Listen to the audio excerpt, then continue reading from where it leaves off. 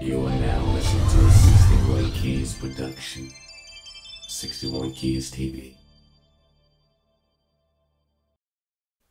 What's up, YouTube? This your boy 6T1Keyz coming at you live and direct. Got you a quick tutorial I want to go through with you.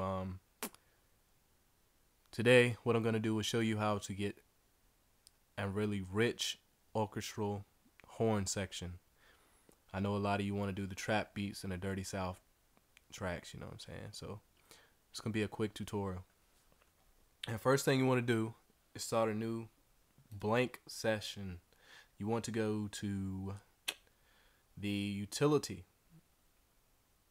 and when you're in the utility template, you want to go to minimal and you want to go to empty. If you notice, there's nothing in your mixer, there's nothing but a sampler channel inside of the sequencer. Now what you want to do is insert whatever plugin VST that you want to have. Usually I use Orchestral by Adderall, or I use Hypersonic. Both of these are really nice, you know. If you want more of a realistic horn section for your track, I recommend going with Orchestral. It's just a way more realistic sample. You'll hear what I'm talking about when I play it in a second. But what you want to do is go on the first channel and you want to select an orchestral. Go to the brass section, orchestral ensemble. Okay, I know that sounds kind of, you know, yeah, right, but no, seriously.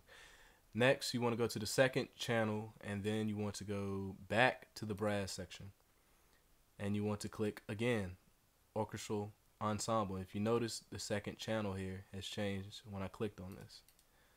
Click OK or apply. Now our third channel, we want to go back in. We'll go to the brass section. Instead of going to the orchestral ensemble, this time we're going to go to the trumpet section 1, trumpet section 2, and 3. I think I want to stick with trumpet section 1. I think I want to stick with that one. Now we're going to go to our output here, and we want to change this to Symphony 1. Okay.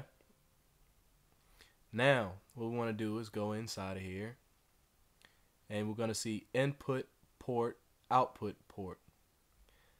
This is for your MIDI signal. Now what we want to do is enable us to play all 3 of these channels in a multi-output mode. We have to assign a MIDI out, well, a couple MIDI outs. So we're going to go in, right click, insert, and we go to MIDI out. Once you have the MIDI out, you want to change the port to anything above 7. 7 or above is pretty safe. I usually go for that. Now the channel that we want to use is the second channel. The first channel is okay because the VST itself can play that, you know. So we want to go back to our MIDI out, and we want to change it to port 7 right here. And we want to change the channel to the second channel. That is the orchestral ensemble 2. That's the second channel. Now you can either go insert, MIDI out again, or you can just go clone, MIDI out 2.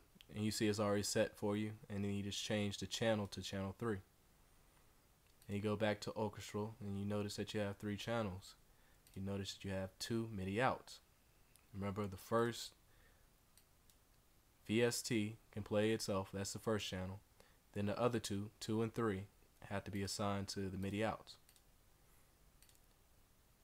Now what we want to do is click inside the gear here, and we're going to go to input port.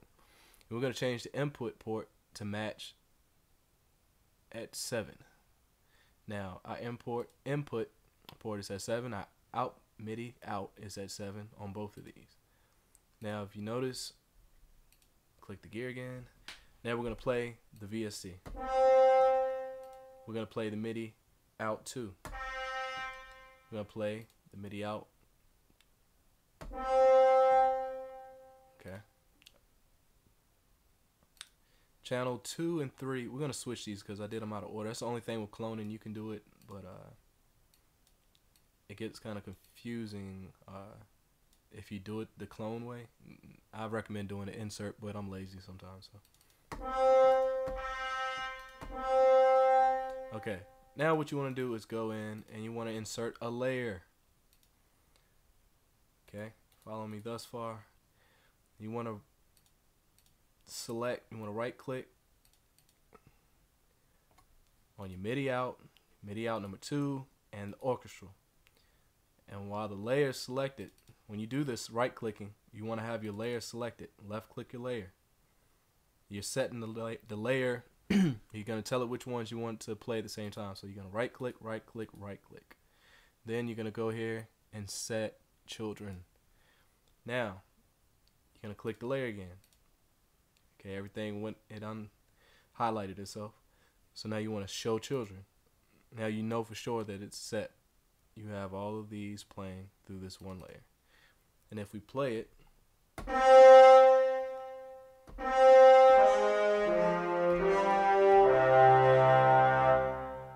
sounds nice, right? Well, we're going to make it sound a little bit better. We don't want all of these to be on the same octave. All these instruments don't need to be on the same octave. The first one we're going to have, I usually do it, the bass. I call it the bass. That's what I want to do. The bass octave. The second octave is going to be the same instrument section, but we're going to drop it down an octave. And the third, we're going to bring it up an octave. So we get something to this effect.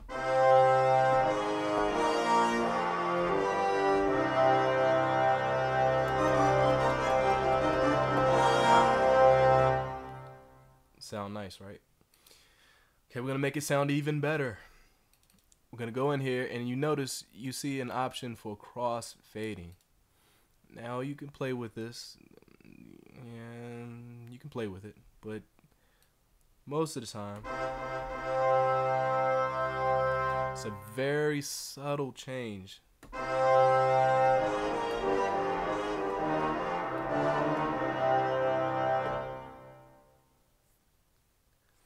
Now, this is just the basics. I'm not going to go into putting it into a mixer channel. Each one of these would normally go into a mixer channel such as this, and you would go right click and starting from this track, insert all of the ones that I thought I had selected. Yeah, I did select it, but and then we're going to do a little, we're just going to put just a little bit